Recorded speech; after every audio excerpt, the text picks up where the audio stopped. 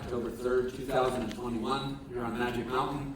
So grateful to be able to be with you and with in-person assembly and with those of you who are watching on live stream on campus. I'm wanting to speak with you about a subject that is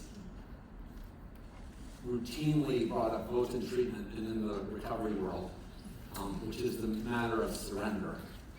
And just to dive right in, one of the ways that surrender is addressed on this campus and one of our clinical units is with an essay and a lecture or a group discussion that is titled Surrender versus Compliance. And I think that's great, it's good content, but I'm going to mine that for a very specific reason, is because if those two do function in a certain sense as in tension with each other, there's something I want to point out about that I think is interesting and easily overlooked. I think that when people hear surrender in relation to recovery, they think of it as an event. That it's very common to think of in the military sense, there is an event of surrender. And I think that's a common sense word. But if you hear it paired with compliance, I think people, when we talk about compliance, we sort of get that it's not an instance of compliant agreement. Like, if you only comply once, then every other thing you're not being compliant. So my wish is to shift our awareness and think about surrender as it relates to recovery specifically, and think about it as a process, not an event. So that's illuminated. Immediately that changes the thinking and the discussion about this subject. Because then, what does surrender really look like? If it's not an abdication in a moment, it is, I have three words that I want to just sort of color what the surrender and the recovery looks like, is disposition, process, and practice. I actually had another phrase on my outline, way of life. In other words, what we're being invited to contemplate today is not an instance, but a disposition, a way of carrying ourselves.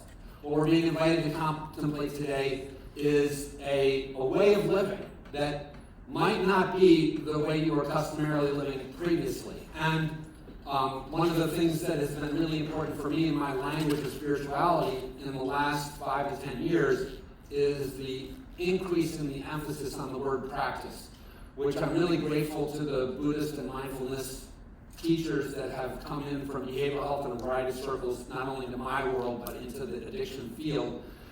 So practice is a really common thing. As a musician, I know practice is tremendously important for me.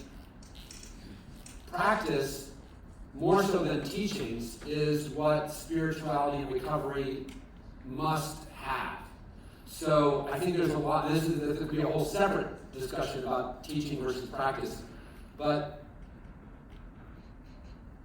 the spirituality of a person in recovery, in one sense, could be described as this lived surrender, as the practice of giving oneself over, not in a moment, but sort of in an ongoing way. And I want to think about that in various sort of contexts and talk about how difficult that actually turns out to be.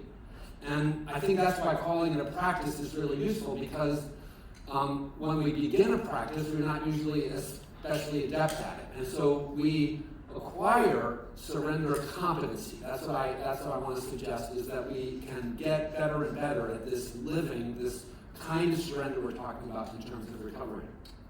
So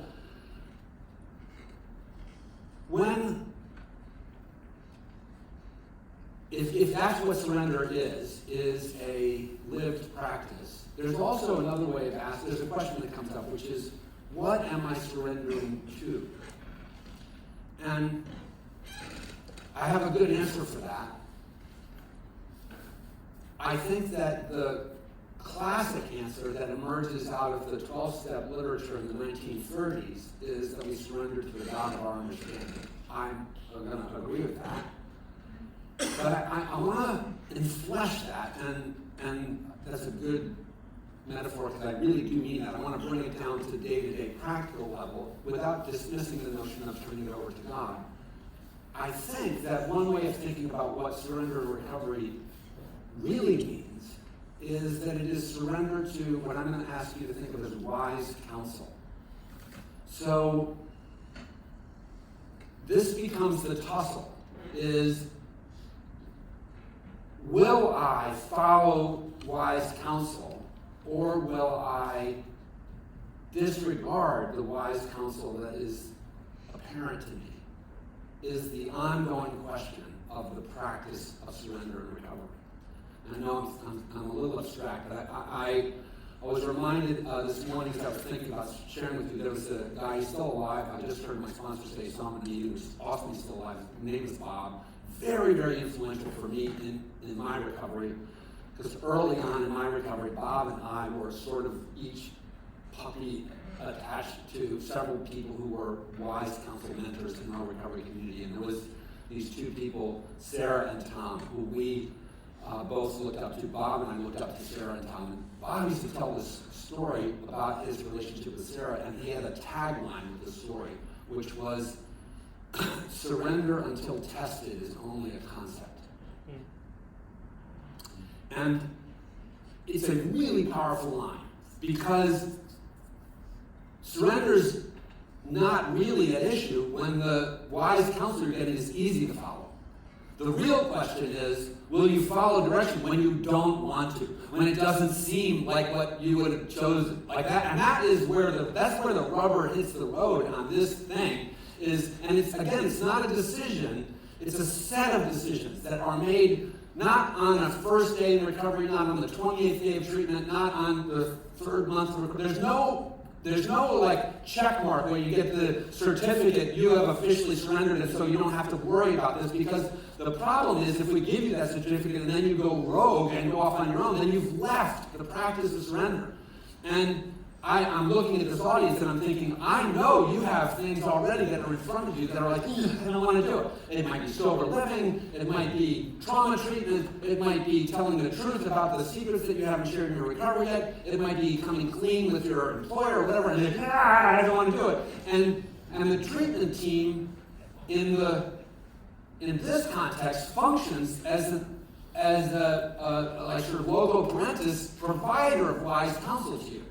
But once you matriculate out into the recovery stream writ large, who will be your wise counsel is a really good question for you to ask, right? Who are you going to follow? What are you going to follow? And that could be the teachings of a wisdom tradition. It could be your recovery sponsor. It could be your treatment providers. The dangerous thing is, the difficult thing is kind of getting to the point of understanding why it shouldn't be you. And that's a really hard pill to swallow, to think, I'm being told by Reverend Jack and by the recovery traditions, and to some extent by the treatment and by the recovery community, that I shouldn't trust myself. But I also, that doesn't sound right to me. I would think that you should be helping me to build trust in myself, right? And I do. I want you to get to the point where you can be your own reliable rudder. But unfortunately, and there's really good evidence to show that people who suffer from use disorders, in a neurobiological sense, have a disrupted choice mechanism. Sarah Volkow from the National Institute of Drug Abuse, who is one of the principal theorists on neuroscience and addiction, uses that phrase when she speaks to lay audiences about the studies that she's done of the brain and what addiction as a phenomenon is. And she says it's the disruption of the choice mechanism of the brain, that essentially our decision-making executive function, while it can continue to make perhaps decisions in other areas, like if you are a doctor, you can still practice medicine and do that effectively, make good medical decisions. When it comes to a decision where there's a competition between intellect and the drive, the sort of craving engine of your brain, which wants to, and I don't want to overly personify it, but that craving wants to get itself satisfied, and so it will manifest as a person who lies, cheats, steals, rationalizes, Don't raise your hands, right? But none of you have done that. But those are the decision-making history. In fact, I was thinking about, so my dear friend Father Bill used to talk about this all the time, and he used to get in trouble here because there was this really important movement in behavioral health care, which is a good movement to not shame the patient and invite the patient into participation in treatment. And Father Bill used to sort of blithely say, yeah, but they can't make a good decision. Which is sort of what I'm saying, and yet I'm trying to say it in a way that's not shaming. To understand that your decision-making apparatus has gotten you here is an indictment of a sort, right? I'm guessing this wasn't going to go on your LinkedIn profile. And you probably didn't think, oh, yeah, definitely, I'm going to go to Warnersville, Pennsylvania for 28 days. It's going to be, awesome, right? So it's a bit of an adverse circumstance as you land here, except it could be the very, very best thing that happens in your life in the next 5, 10, 15, 20 years. How? Why is that the case? Because you are a person who suffers from this peculiar hijacking of the choice mechanism of your brain by a set of behaviors. Might be just alcohol. If there is a pure alcoholic in the room, you are the rare bird these days. Most people who suffer from this use disorder have alcohol, other substances, things like shopping, gambling, even workaholism, overexercise, inappropriate relationships. It turns out that in 1935, when they started the 12-step programs to address this, and they talked about alcoholism as if it was a singular thing, they were helping develop a field. But today, the field knows that the dysregulation of the brain function will find substitutes. If you take away the chocolate, it'll find the candy. And if you take away the candy, it'll find the sweetener in the coffee, whatever. And so there's a whack-a-mole, if you know the beach game, there's a phenomenon in addiction which makes it very, very hard to get long-term traction and successful change in the person. And at the heart of it is this essential central thing, which is your decision maker goes offline when the matter of your addictive process needs to protect itself. My favorite example, I haven't told this in a long time, is my third arrest for DUI. I said, that's it. No more driving at night. That's what my algorithmic brain came up with. And it's not because I'm stupid. It's because the choice mechanism of my brain could not entertain the conclusion that any clearly unhampered person would come to, that the drinking while driving was a symptom of the drinking was causing the problem, not the driving at night. Yes, all three of my arrests were in the evening. So,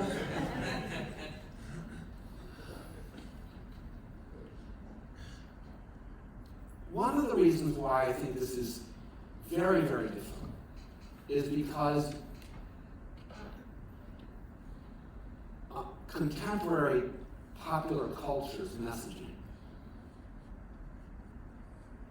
and this yearning not to shame ourselves or other people, both are in tension with it. I don't think there's a single TV commercial that I can think of or a magazine ad that I can think of that calls us to sublimate the individual need for the greater good.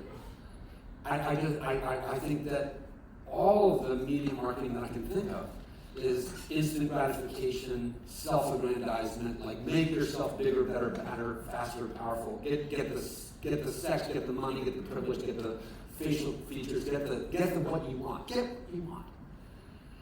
And underlying that, you're entitled to fight for what you want. And if you're not getting what you want, and relieve all your pain, you should have a life without pain. You should be able to be sleeping 8 hours a night, and if you're not, you should be able to take a medication, and it's going to instantly give you that, which is a lie, by the way. Those medications do not induce sleep improvement in the way that the TV commercials would say to you. So we're assaulted, accosted with this messaging that supports self-will run riot. That's how I learned to be taught about this in Alcoholics Anonymous, was that I should be careful about self-will run riot.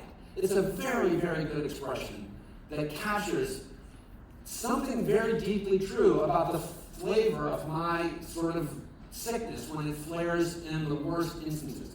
When any unencumbered person would look and go, gosh, don't pick that up. Don't put that in your nose. Don't put that in your arm. Don't put that in your mouth. Don't open your wallet for that. I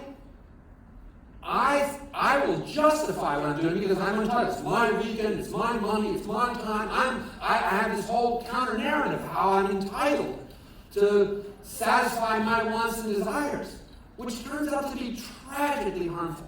We sit here, those of you who are in here, I'm not talking about the YouTube audience because I don't know exactly where they are, but you're patients in a treatment center, and there is harm that has been done to you in your life and to your loved ones.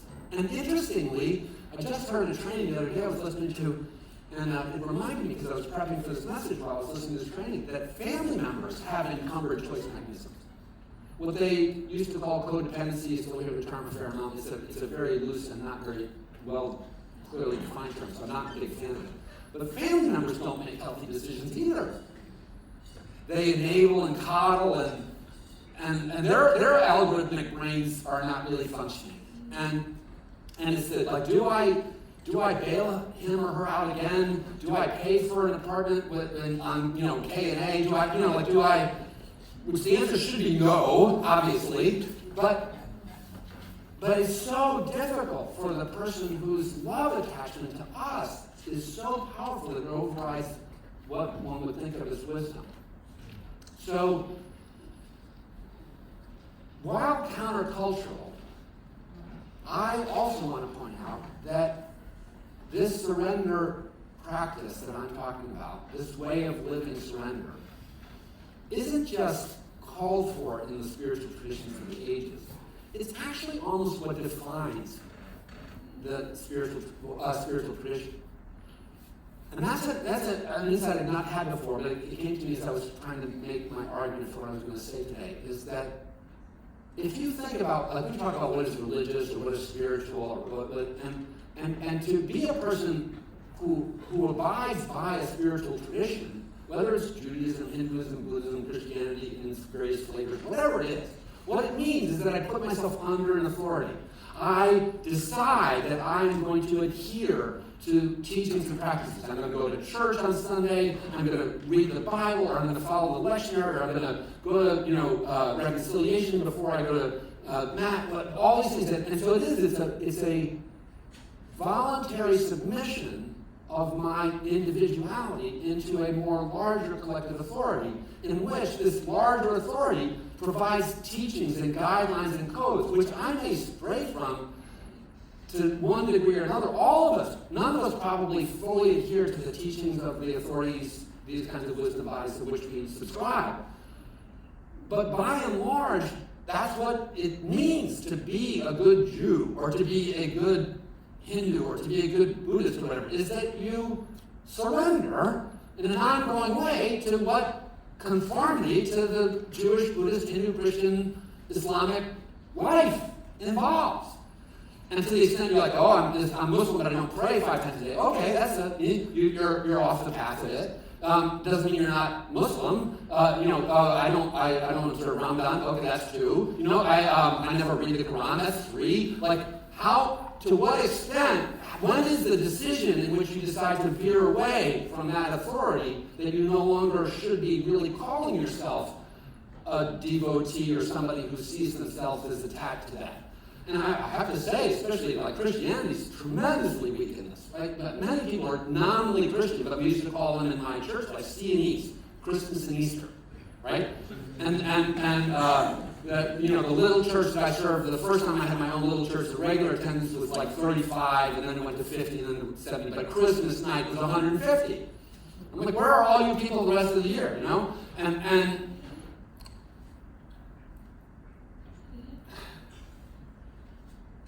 this continues to illuminate, I think, how difficult it is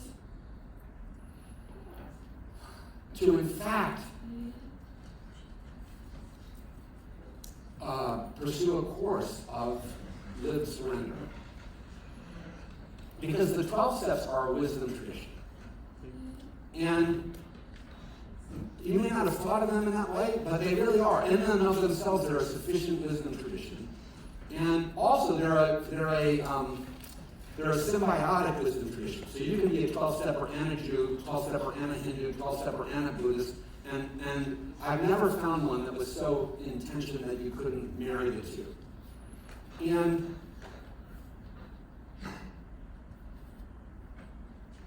I have one other insight as I was thinking about this week, which I wanted to, is a telling on myself story. I just celebrated, which is so awesome, 5 years marriage to Judy, who I talk about all the time. This past week we had a lovely anniversary. But one of her constant, she says to me, "You are one of the most intelligent people I've ever known, and you lack common sense, Jack." And I've watched it. I've seen it be true. I have done things that are just absolutely on the... She said, "What were you thinking?" And I'm like, "Well, apparently I wasn't." And I'd like to write that off to the absent-minded professor type, but what I came to realize is that this is the real value of this surrender invitation. I learned when I was getting sober that if I were to follow the sobriety path, the way, there was a time when Bill Wilson was wanting the big book about Alcoholics to be called The Way. By the way, that's interesting. So it is a way, and by following that way, one of the things I was told was that I would have a life beyond my wildest dreams. Early on, what I thought was that if I thought of a Ferrari, then I would be a Lamborghini. Or if I thought of it as a certain amount of income, I could order of magnitude increase that income. But those are not beyond my wildest dreams. Those are the same dreams increased. The beyond my wildest dreams is that recovery has produced things in my life that I would have never anticipated. I just had a fun interaction with somebody. You're going to hear some music later, and this patient was asking me about my turn from atheism into theology and seminary, and it was a completely unpredictable thing. I don't think there was anybody who knew me as a drug addict who would have guessed I would be wearing the robe of soul. It's like the big shocker of the Jack life. And it is one of the great gifts of my life that I ended up finding spirituality and faith through my sobriety. And what does that have to do with common sense? The thing I want to tell you is that while surrender, even in the difficult moments, may seem unappealing to you, the real reason to do it is synergy. When you go rogue, all you're going to get from the outcome of your efforts is the input from your own effort. But when you immerse yourself in the flow and streams of which you are a part, there is a geometric, a multiplicative, an exponential, rather than an additive influence on outcome. The momentum of movement in the stream is far greater than the momentum and outcome differentials when you swim against the stream. And so if you really want to see your life go places and see things unfold for you that are beyond what you could even imagine, try this. Try lived surrender to wise counsel while not drinking. It is an incredible formula which will allow the universe to essentially deliver for you what it holds in store for you. Like a leaf floating down the stream, you'll end up somewhere, and my prediction is that it will maximize potentials that you don't even see or know are there in your life.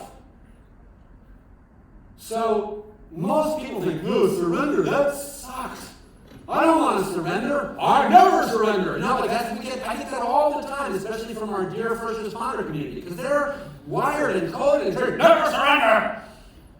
And I'm like, actually, surrender might be an awesome thing to do in this case, because it's a very specific application of the meaning of the word that brings this great outcome. And then the sidebar is, my point is that I think that's what my wife has. She discerns the stream and follows it, and that's what she calls common sense.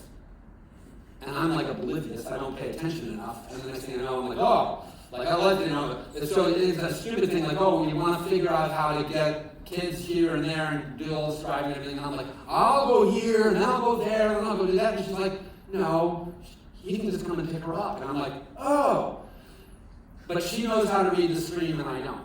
And I have to remember to read the stream. And if I let other people read the stream for me, I will do better, especially when I'm unskillful at that beginning.